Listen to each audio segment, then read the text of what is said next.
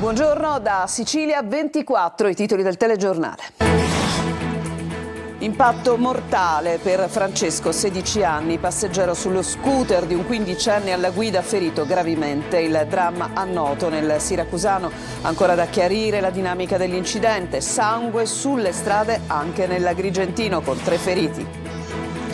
Domenica di disagi sull'autostrada 18 per la rimozione di massi in bilico, chiude il tratto Messina-Roccalumera. In entrambe le direzioni il traffico intenso si è riversato sulla strada statale. Lo scandalo dei referti in ritardo e bufera sul manager dell'ASP di Trapani Croce. Schifani pensa silurarlo, mentre alcuni dipendenti dell'azienda sanitaria avviano una petizione di sostegno al DG. La diga Ancipa va in manutenzione straordinaria per ridurre le perdite. Dal 19 marzo diversi comuni di Ennese e Nisseno rimarranno a secco.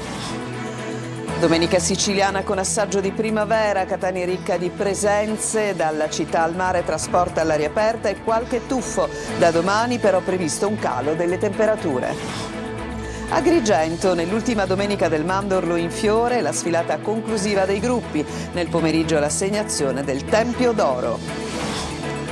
Calcio in Serie C stasera al Franco Scoglio, il derby Messina-Catania. Rossazzurri a caccia di punti nel segno della continuità, giallorossi in emergenza dentro e fuori dal campo. La gara in diretta e in chiaro su Telecolor a partire dalle 18:30.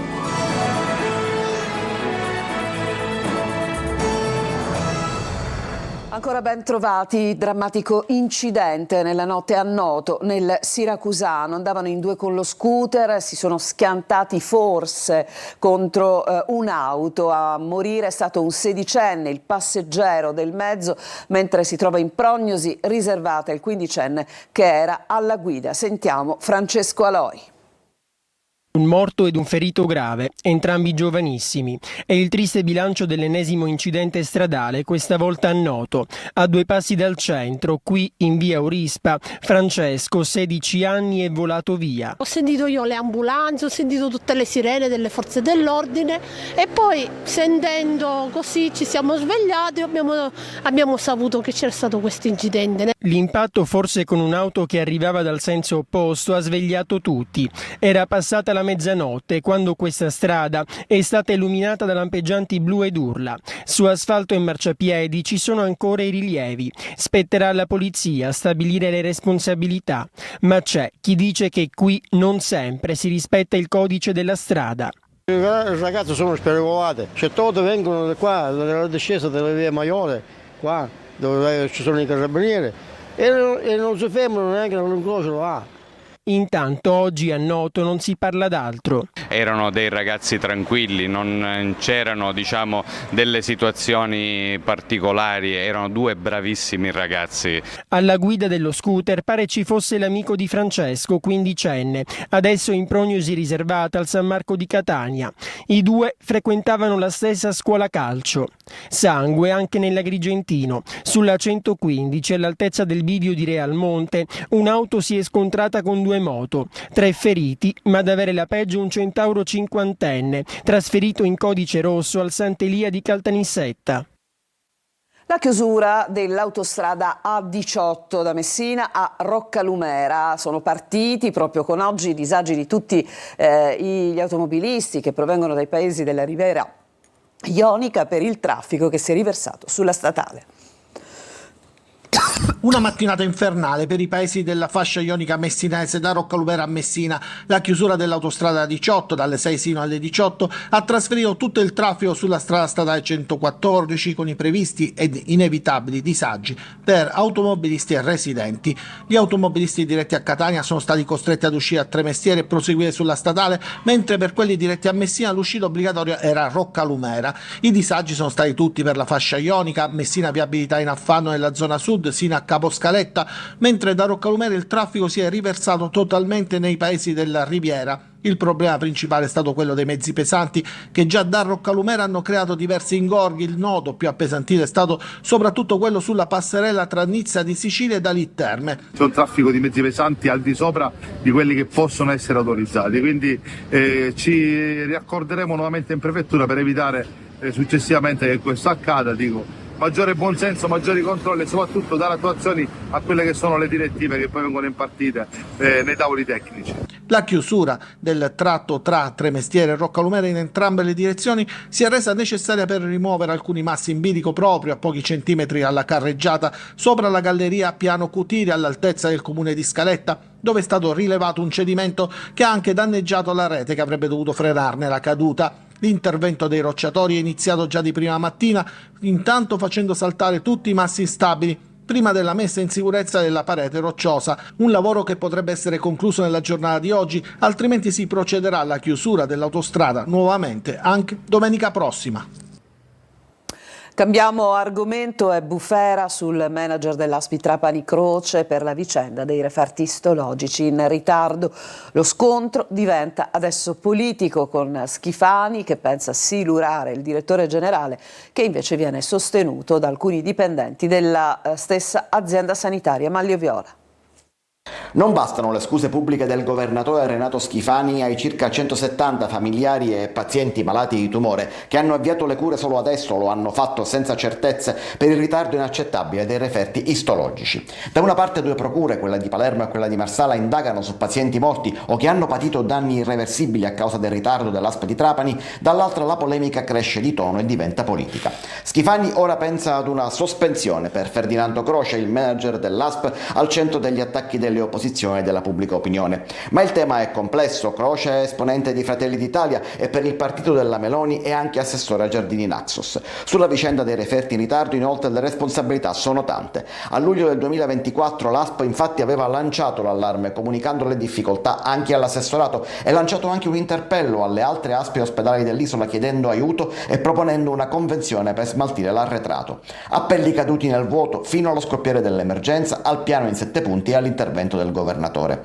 Ma per Schifani chi sta al vertice deve assumersi le responsabilità anche degli errori degli altri. Fatti del genere non possono più verificarsi in Sicilia, io credo, non si sono mai verificati nemmeno nel paese.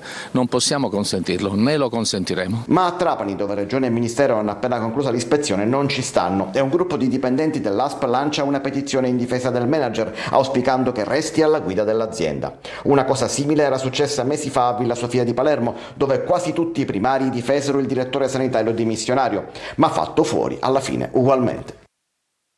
Ci sarebbe una catena di grave gestione da parte della dirigenza generale dell'ASP di Trapani con ritardi, omissioni, informazioni parziali e comunicazioni non tempestive dietro lo scandalo dei referti istologici tenuti nei cassetti dall'azienda sanitaria. E quanto emerge dal documento dell'assessorato regionale alla sanità con allegata la relazione degli ispettori della regione consegnati al governatore Schifani, sono 7 le contestazioni che vengono fatte dagli ispettori dell'ASP. Siciliacque avvia il piano di manutenzione straordinario sulle infrastrutture per ridurre le perdite. Mercoledì 19 marzo iniziano i lavori all'Ancipa e così in diversi comuni dell'Ennese e del Nisseno sarà interrotta la fornitura idrica. Il servizio è di Rita Cinardi. Partiranno mercoledì 19 marzo i lavori lungo l'acquedotto Ancipa, rientranti, come annunciato da Siciliacque, in un più ampio piano di manutenzione straordinario sulle infrastrutture per migliorare l'efficienza del servizio e ridurre le perdite. Gli interventi serviranno a scongiurare il verificarsi di nuove criticità ed emergenze idriche nei comuni del centro Sicilia che hanno vissuto mesi drammatici proprio per la carenza d'acqua.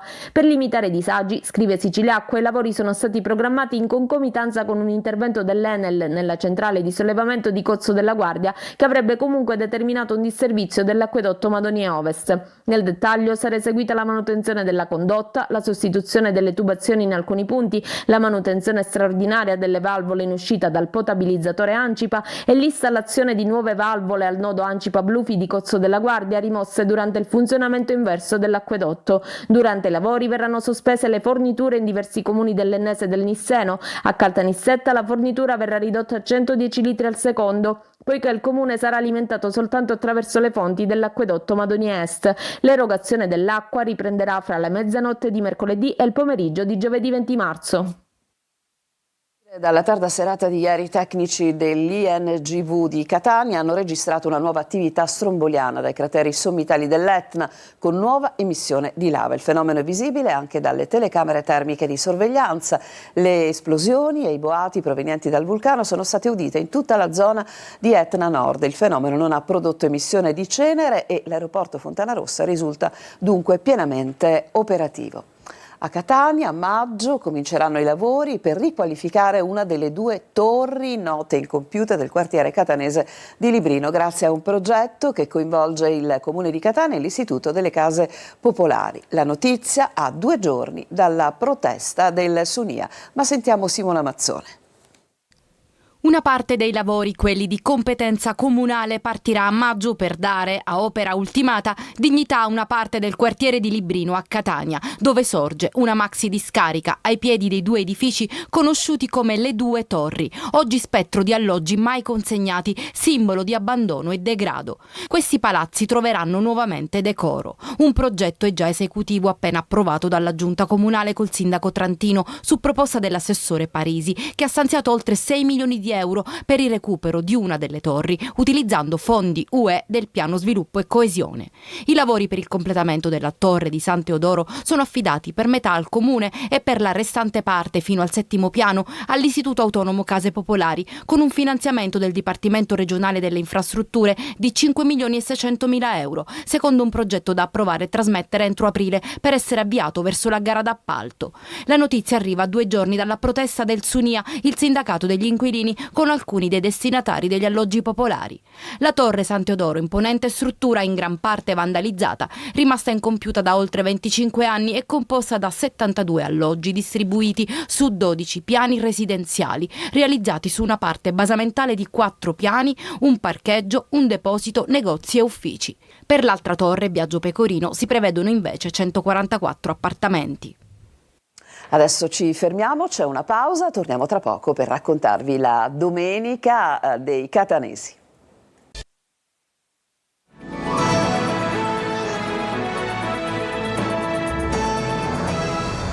Seconda parte di Sicilia 24, in una domenica con temperature decisamente primaverili, le famiglie e i siciliani in generale ne hanno approfittato per passare una mattinata all'aria aperta. Siamo andati a Catania con anche 4 sagre siciliane, tra quelle premiate a Roma al Senato alla sagra di qualità promossa dalle Proloco, un impegno che muove oltre 300.000 volontari e che porta 50 milioni di visitatori l'anno. Orazio Longo.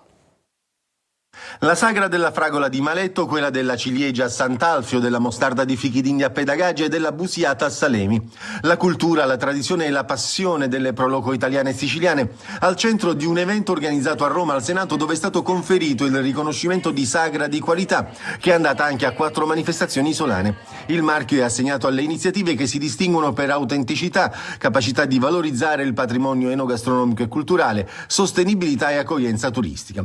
41 le sagre premiate e 9 eventi. Un segmento, spiega Antonino Laspina, presidente dell'UMPLI, l'associazione delle Proloco italiane, di grandissimo rilievo. Un segmento che aiuta il turismo, ma aiuta soprattutto i piccoli centri, perché va a intercettare quelle realtà locali in cui ancora l'aspetto dell'esperienza, l'aspetto dei prodotti è ancora molto sentito. Sono più di 20.000 le sagre organizzate ogni anno in Italia, che accolgono oltre 50 milioni di visitatori, con il 43% dei turisti che almeno una volta fa tappa in una sagra durante le proprie vacanze.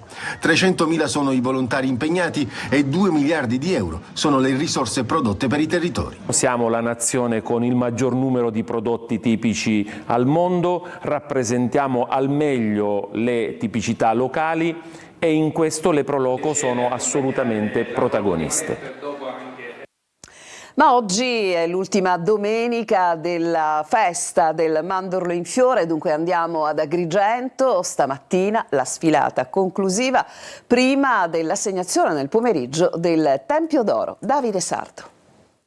Agrigento saluta con entusiasmo l'ultima domenica della Sagra del Mandorlinfiore, una giornata di festa che ha visto protagonisti gruppi folk internazionali e agrigentini, bande musicali, majorette e sbandieratori in una sfilata spettacolare tra le vie della città.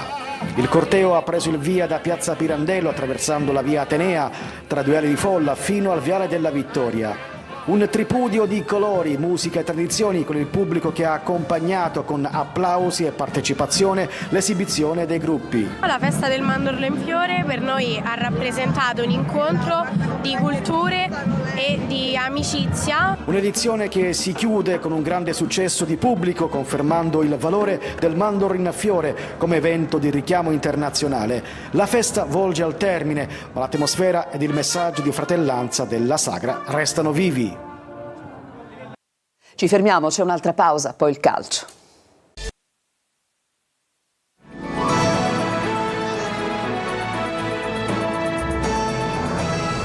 Siamo al calcio, oggi è il giorno del derby Messina-Catania, le due squadre alle 19:30 saranno di fronte al Franco Scoglio, ma dalle 18:30 al via la diretta in chiaro su Telecolor. Le ultime dai rossazzurri con Marco Carli.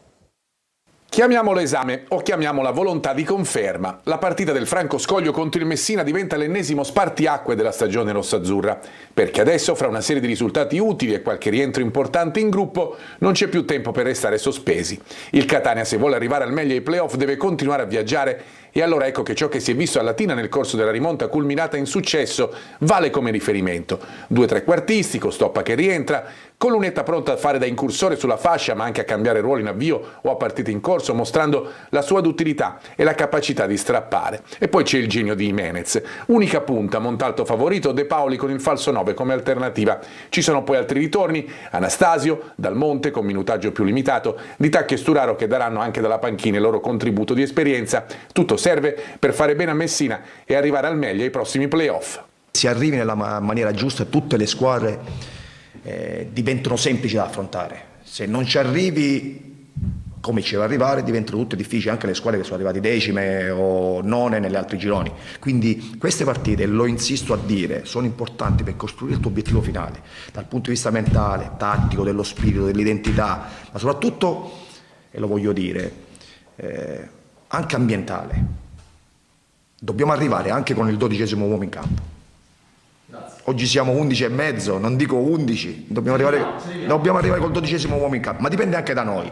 Il derby sarà in esclusiva in chiaro su Telecolor, 4 ore live a partire dalle 18:30, ampio pre-gara, poi la cronaca integrale, le interviste ai protagonisti, un'altra domenica da vivere insieme con lo sport e con il calcio, targati Telecolor. E adesso al versante Messina, partita fondamentale per il futuro della squadra giallorossa. Sentiamo Sergio Colosi. Emergenza dentro e fuori dal campo. Anche nel giorno del derby con il Catania il tema dominante non si smentisce. Il Messina, che ha un bisogno maledetto di punti e di una serenità societaria lontana anni luce, non può servirsi dell'attaccamento ai colori di Crimi, squalificato al pari di Dumbravano. Mancano ormai da un mese gli infortunati Ingrosso e Chiarella, mentre Buchel e Gianfi, regolarmente convocati, viaggiano sul filo del rasoio, come confermato dal tecnico Banchieri. Cerchiamo di recuperare fino all'ultimo, per noi un giocatore fondamentale come Marcel Buchel, che anche quando l'ho dovuto sostituire con l'Avellino per forza maggiore, perché non sta bene, non abbiamo potuto solo a cava farlo giocare pochi minuti, e speriamo di recuperarlo, ci proviamo fino all'ultimo, se non ci riusciamo non sarà della partita. E il resto gli altri ragazzi si sono allenati, però è chiaro che è quasi un mese che giochiamo con chissà 4-5 assenze sistematiche. Il tifo della curva si stringe attorno alla squadra, prevendita timida, nulla a che vedere con il passato. Però noi dobbiamo guardare a noi stessi, noi dobbiamo fare punti per la salvezza, per raggiungere il play-out, per raggiungere un miracolo sportivo che è salvare questo club, questa tifoseria, questa città, ecco. Dopo il derby torneranno d'attualità le problematiche societarie, ma quello è un tema ben più complesso, dove gli umani non possono captare strategie e pensieri di chi governa la CR. E il Trapani ospiterà oggi pomeriggio alle 17:30 al Provinciale il Giuliano, partita fondamentale per i Granata, in crisi e reduci da 3 sconfitte consecutive. Fa intanto ancora male la sconfitta rimediata venerdì sera dal Palermo contro la Cremonese, una sconfitta che ha gettato sconforto nell'ambiente rosanero. Marco Gullà. La sconfitta brucia ancora e fa male. Il clamoroso Arachiri con la Cremonese da 2-0 a 2-3 ha mandato al tappeto il Palermo. I rosanero soffrono di rimontite, al contrario. Quest'anno è successo già contro Modena, Spezia e appunto Cremonese. La squadra di Dionisi non riesce a mantenere il vantaggio e in alcuni casi neanche il doppio vantaggio. 20 minuti, quelli di venerdì, che possono scrivere un altro destino al campionato e che quasi sicuramente chiudono i giochi per il quarto posto, che adesso è a -9. Al 27esimo della ripresa sembrava una partita vinta con il Palermo avanti di 2 gol. Dopo il 6° minuto di recupero è stata come un'apocalisse. Dobbiamo reagire, dobbiamo ripartire, c'è la sosta, ma oggi non possiamo perdere questa partita oggi. Non ci possiamo più permettere di avere questi cali, rimettere una partita in gioco dove bisogna avere la capacità di far finire la partita e rimanere 2-0. Nonostante alcuni rumors, Alessio Dionisi resta comunque saldamente alla guida del Palermo. Adesso la sosta, poi i rosanero dovranno riprendere testa e marcia in vista della trasferta a Salerno. E prima di chiudere, un'ultima dalle agenzie, torniamo con la notizia d'apertura, l'incidente mortale ieri notte in via Aurispa a Noto, la vittima si chiamava Francesco Muccia, 17 anni e secondo una prima ricostruzione il giovane era in sella allo scooter insieme all'amico quindicenne quando si è scontrato con una automobile. Su questo caso la Procura di Siracusa ha aperto un'inchiesta per omicidio stradale, ha disposto il sequestro dei mezzi. Naturalmente vi riferiremo di queste altre notizie nella prossima edizione del nostro telegiornale. Io vi auguro una buona domenica, vi ringrazio per averci seguito.